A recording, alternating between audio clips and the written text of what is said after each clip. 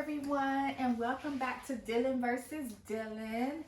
So, we are here with another great episode, and today's episode is all about the birth of Harper and Hayes Dylan. So, of course, I have Jada here again, and I have Amari here again, and they're going to ask me some questions, and we're going to just talk about what all transpired that day. So to start it off, I can tell you that that morning I got up. I had a regular scheduled doctor's appointment with my maternal fetal specialist. I drove all the way to Rockville by myself, thinking it was a normal appointment. My husband was at work. Mari was at school, I believe. Jada was at school, and Bria was, I think she was at home at the time. And I get to the appointment, and because I had such a high risk pregnancy, they were checking everything. And they were checking like how often the babies moved and the type of movements that they did, and they did an assessment of their breathing. And on this particular day, I went in, and normally the nurses are kind of like go along with me. They're doing good, they're flipping, they're jumping, they're this and they're that. And I had a few scares some other days where they moved kind of slow and they had to hook me up to a machine and test some things out, but everything ended up being okay. But this particular day, they checked Hayes first, and Hayes was doing good. And back then, he was referred to as Baby B. So Baby B was doing good. And Baby A, which was Harper, they were really quiet about it. They wouldn't tell me what was going on at first. So then the nurse left out the room, and I remember sitting there, and I almost was shaking because I was like, wait a minute, this appointment is different. This is not the same appointment that I'm used to having, where they're laughing and joking with me and talking about, what I'm gonna name them and all those kinds of things. This had me really nervous. So I remember the doctor coming in, and he was a fill-in doctor for my normal maternal fetal doctor that was there, and he says, "Listen, I got a concern." And I said, "Okay, what's your concern? Like, what's wrong? What's the problem?" And he said, Baby A is not moving properly. She's not breathing the way that she should be. And we're concerned something is wrong. And I've already contacted your OBGYN. And so you got two choices. You can either go out of here in an ambulance, or you can drive yourself. And I sat there, and tears just started flowing down my eyes. So I was like, what do you mean? Like, what are you saying? And he was like, she's still alive, and they turned the monitor on and checked her again, but she's not breathing properly. She's got to come out of you, and she's got to come out of you today. And I'm like, oh my God, at this point, I'm 32 weeks. They were planning to take them at 34 weeks. So I still had 2 more weeks to go. And as everybody knows, the longer they're in you, the better. But we knew that I was never going to make it the whole entire pregnancy. So 34 weeks was my cap out because of my situation. But I just remember sitting there, and I'm like, 32 weeks, like, oh my God, oh my God. I mean, I know that they can be okay, but I was just so concerned. I know that their estimated weight was around 3 pounds, so I knew pound weight wise they would be okay. And they had already started giving me steroids for their lungs weeks ago, so I was kind of prepared for that, but I was just so scared. But I got up, I put my stuff on, I said, I'm gonna drive myself. And they were like, are you serious? Are you sure? Because Shady Grove is right here. You don't have to go to Holy Cross. I was like, no, I'm going to drive myself. So I get in the car, and I'm petrified. I am crying. I'm so emotional. I had to get myself together. And I called my husband. I was like, you gotta go. You gotta leave work now. You gotta get to Holy Cross. I called my mom. I was like, Mom, you gotta meet me at Holy Cross. I don't even think that I even was able to call Bria. I think I told my mom to call Bria, my oldest daughter, and let her know what was going on. I was just so scared. I called my mother-in-law. I have two mother-in-laws. So I called one of them, and I was just on the phone, venting and crying to her, and I was so emotional. I was like, something's wrong, something's wrong. So she gets herself together, and she, comes to the hospital too. So I get there. They were ready for me, which was good. The check-in process was really pretty much nothing. I had already pre-registered a couple weeks before, so I knew we would get through that process quick. They get me back there, they hook me all up, and they're like, okay, we do have to get her out of you. And so my husband wasn't there yet. So I'm just sitting there and I'm like, oh my God. Like, I can't believe this is happening today. I happen to have my change of clothes and my bag in the car with me because, for the last month or two, I just had it in there just because you just never know with any pregnancy, but you really don't know when you're having multiples of what can happen. So I had that with me. So the doctor that I wanted to be there, he couldn't be there because he was at the practice by himself. So another doctor had to come, and I was having a planned C-section, so this was still going to be a C-section. So I remember just sitting there, and I was like, so nervous, and they were trying to calm me down, and they were getting the room together, to have the procedure. And finally, my husband gets there, my mom gets there, but I am like, my heart is racing, I'm jumping, I'm just so freaking nervous and so scared. I was petrified because I was like, I did not come this far to get here and lose a baby. All I could think about was, am I going to lose her? Is she going to be okay? So they take us back there. They pump me up with some medicine. They start the process. And before they're getting ready to cut, they're like, are you okay? The anesthesiologist. And I was like, no. All of a sudden, I was feeling really weird. I started shaking. I started having acid reflux. My body I was like I was having an out of body experience. I was like, something's wrong. So she runs up, she rushes to me, she checks, she's like, your blood pressure's dropping really low. Like, I gotta give you something. Something's going on with you. And I was so scared because I just felt like I couldn't move. You're numb from that certain point down or whatever, so I couldn't feel, but I was feeling weird from the chest up. And it was just, I had never felt this feeling before, and I was really scared. And I feel like my life flashed before me, laying on the table. I'm squeezing my husband's hand so tight because I'm like, this is different. Every pregnancy has been different, but this birth is just different, and I'm scared. I thought that I wasn't going to be okay on the table, to be honest. So finally, they got my blood pressure stabilized, and they started the incision, and I just was just so many emotions, but I knew that she was still breathing because they had the monitor, so I knew. And the doctor was talking me through the process, and they put the cover up, but they let my husband see, so he could see everything that was going on. He was like, "Oh my God." He's like, all I could smell was like burning flesh or whatever. But they opened me up, and they take out Harper first, baby A. So because of her position of where she was, so they get her out, and she was distraught. She was she had a bowel movement inside of me. I forgot the terminology they use, but she was distraught. She was breathing, but not the way that strong. There was no strong cry with her. So they rushed her over there, and I remember them beating her, shaking her. And then they, later down, I saw them clearing her off. And as they're doing that, I see them taking out Hayes. And then he had a little cry to him, but he was okay. They did the same thing, took him over. And they brought them both back to me. And, they said, here they go. Here's your babies. And that's it. They swooped away.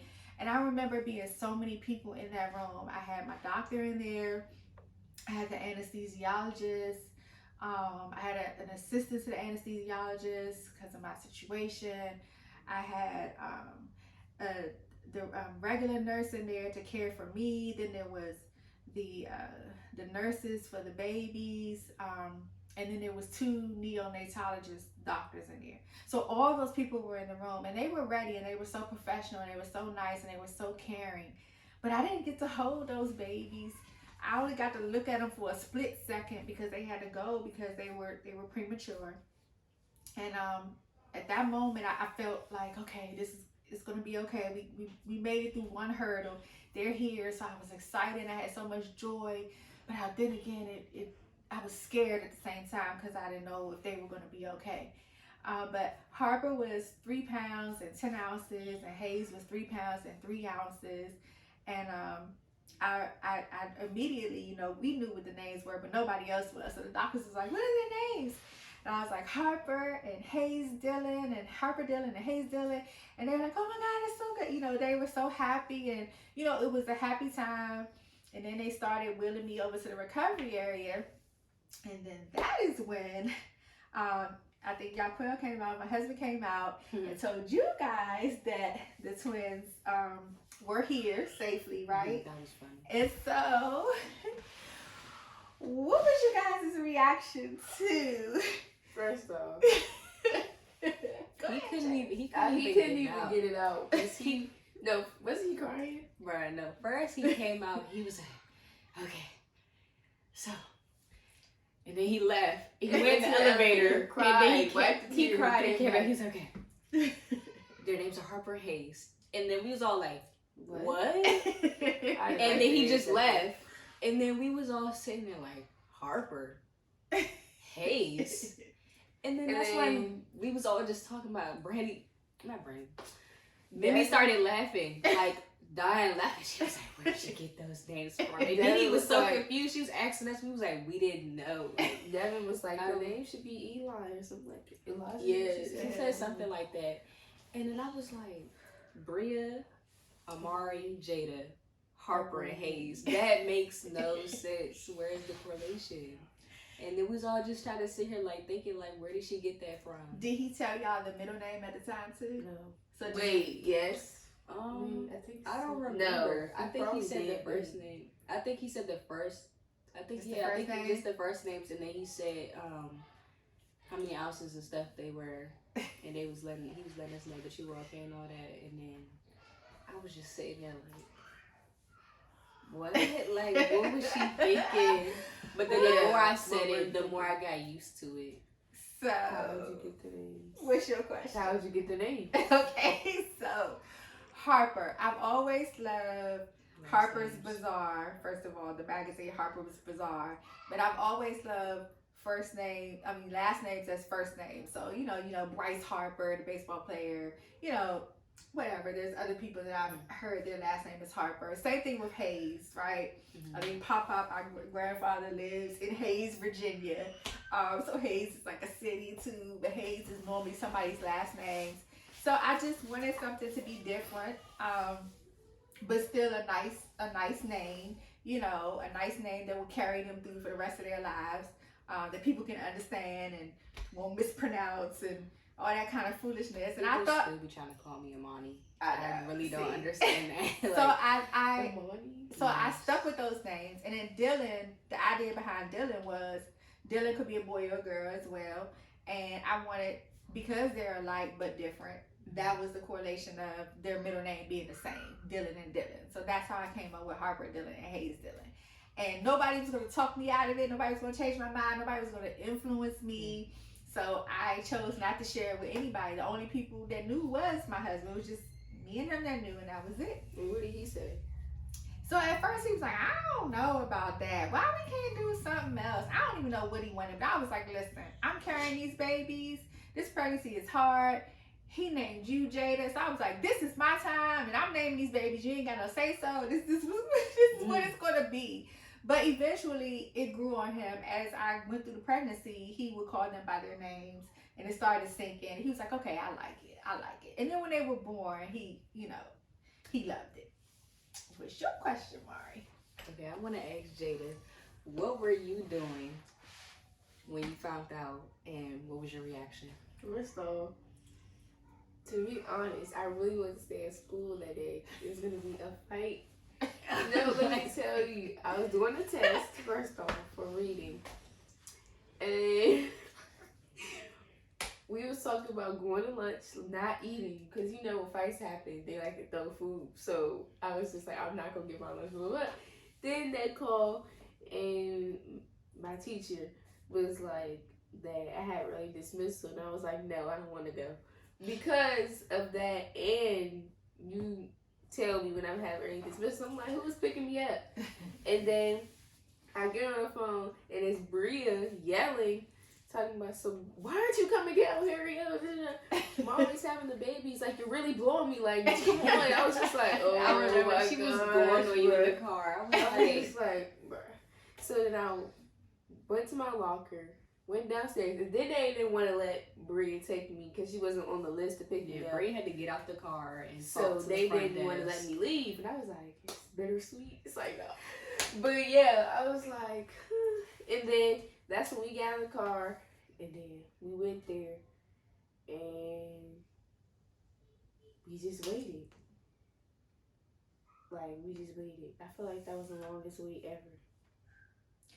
So when you got to the hospital, so you say you just waiting, like you just. I was just like, oh my gosh. Cause I didn't like that she was I liked that she was pregnant, but I didn't like that it was twins. Really? Yes, I told you this. Why didn't you like that there was twins? Because it was one more baby. What does that even mean? You know how I was the youngest, and then she had a baby. But now that it's twins, it's like. Then I knew my room was I was eventually never gonna get a say what room I had since the babies came. I was just like, So you miss being the baby? no. Why don't you miss being the baby? Now she does it. Cause it was too much attention. You love attention. No, I don't like when she be all down my back now. Back then, yeah, but now. Oh, so now I'm all down her back. What's your name? What's your question? My question is.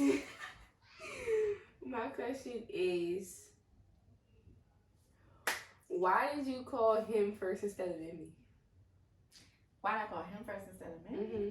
Because he's my husband and he is the father of the twins. And he's the one that's going to be, that was in the room with me. I mean, she came What back if there. he couldn't make it to the hospital? Well, that maybe couldn't make it to the hospital. Yeah, I don't know. I didn't play out if he couldn't be there or maybe couldn't be there, because in my heart I always knew that he was going to be there. In my mind, I was like, he's going to be there. No matter what. Yeah, that's how I felt. So there was no him not being there. Oh. So we had to live with Mimi. How did you feel about us living with Mimi? While you mean while I loved it. After I had the babies? You have to wash. Well, yeah, y'all had to stay over there because it was easier because you were going to school, and I wasn't supposed to be driving. And then the babies were in the NICU, and they were in the NICU for a while. I think Harper was in there for about 2.5 weeks, and Hayes was in there for about a month. So how long was we staying with her? It was a good minute. It was a while. It was probably because we stayed there on the weekend, and we came here for the week. The weekend and we stayed there. Right. So it probably was a good month until they both came home. Why couldn't we stay? Because because remember, like, during my senior year, like, she was taking us to school, dropping us off at the bus stop and stuff like that. So she couldn't really do all that. She couldn't drive. She just had a C-section. Yeah, so it was just too much. Mimi was doing all of that stuff. Yeah, Mimi was not going to go. Thank God for riding the bus. For sure. Where was you at when your water broke? So my water didn't break because I had a C-section. That doesn't happen when you have a C-section? No. Jada? No.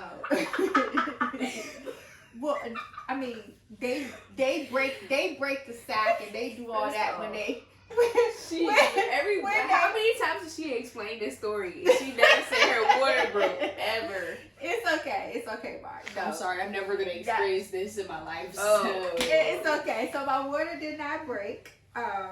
Well, they break whatever they do when they slice you open. Okay, so we're just going to... So what's your next question? Heartbeat. You kind of already answered this one. Heartbeat. How bad was your pain? Oh, afterwards, so during I had the morphine in me, so I was feeling pretty dang. Was it like when you hit your toe on the end of your bed? You know when? Is it like when you hit your toe on the end of the bed? No, it's brutal. That pain is something serious, and it's more than hitting your toe at the end of the pain at the end of the bed. I can tell you that. I had a lot of drugs in me the whole time in the hospital. I was drugged up to take away the pain. So, yeah. What's your question? I was gonna say, so Harvey pooped in you? Yeah, when they were taking her out. So it was just like poop and stuff. Yeah, but they call it something else. I forgot what they call it, but they call it something else. But it's because she was in distress. What is distress? She needed to get out of me, or she potentially wasn't gonna make it. They had to take her that day, and it was evident when they took her out that she had to come out that day. I probably would have lost her if I didn't have that appointment that day. I probably would have lost her. I'm really happy that you were very like in the pregnancy. Like you don't really see like people that are pregnant that go to appointments consistently, but you were going like every week, like every day, if not every day, every week. I know it was so exhausting. Really it was so exhausting, but I mean, I had to do it to make sure that my health was good, to make sure that their health was good, and everything was fine. Cause let's just face it, I know that I put my life on the line having the babies. When you have a baby, when you get pregnant, you are putting your life on the line every time you decide to go through with a pregnancy. There are plenty of women, especially African American women, that don't make it through childbirth. They either die on the table while giving birth, or they die a short time after, a day or two after, from complications, whether it's blood clots, passing too much blood, incisions not being right, high blood pressure, diabetes. There's so many different things, especially in the African American community, that plague us. And when we get pregnant and when we have babies, we are in jeopardy. So I knew, because I have an autoimmune condition, that I really, really, really was putting my life on the line. My heart managed to make it through it, and I didn't have any issues with that. Why did you do it? Why did I do it? Because I didn't feel complete. I felt like I love you all. I love you more than words can ever describe. But I always wanted more of you. I wanted more children. And I didn't feel like... I have another question. But you don't like questions like this. Answer? I was going to say, but what if you had the babies, but you didn't make it? Then what was the point? That's a fair question. Because then we would have had them, but we wouldn't have a mother. That's a fair question. And it's something that I battled with for years before I made the decision.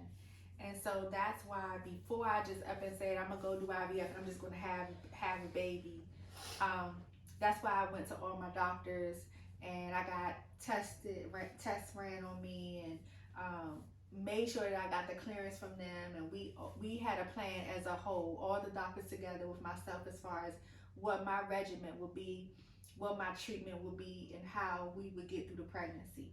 So that's why I was going to the doctor 2 and 3 times a week, different doctors, to watch over me so that you wouldn't lose me. And you know, it's a chance that you take every time you have a child. It's a chance that you take. But I prayed to God, and I just knew that He didn't bring me that far for me not to be here with you guys to experience all this joy that you guys hear in the background. Sure question.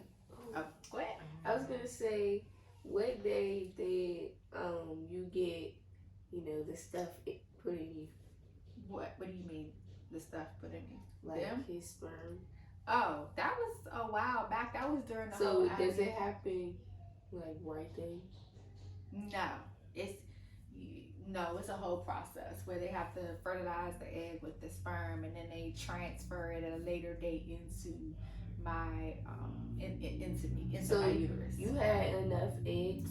Yes, I had a lot of eggs. I'm like the Easter Bunny, they said.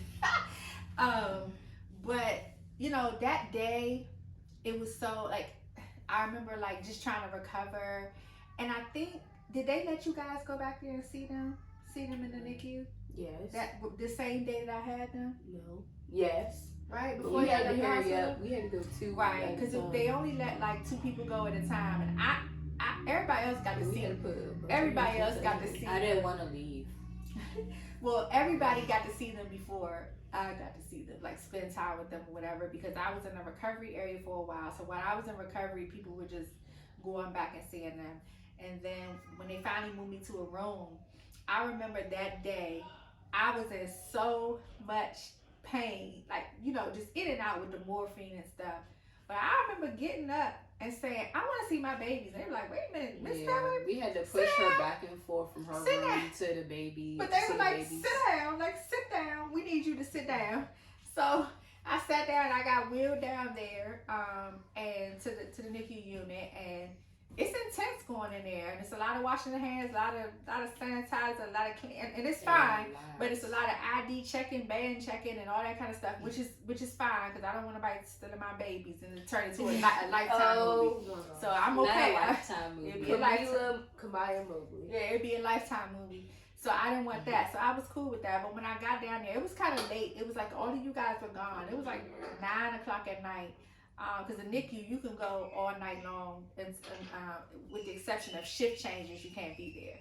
So I went down there, and it felt so good. I stood up, and they were like, "Don't you stand up?" And I stood up, and I was like, "I gotta look at them." I couldn't hold them, but I was able to put my little finger in there, and they were hooked up to little oxygen stuff and whatever for a little while, and it brought me so much joy. I felt so blessed. And I always feel blessed, and I'm always thankful for everything that we have and that I have.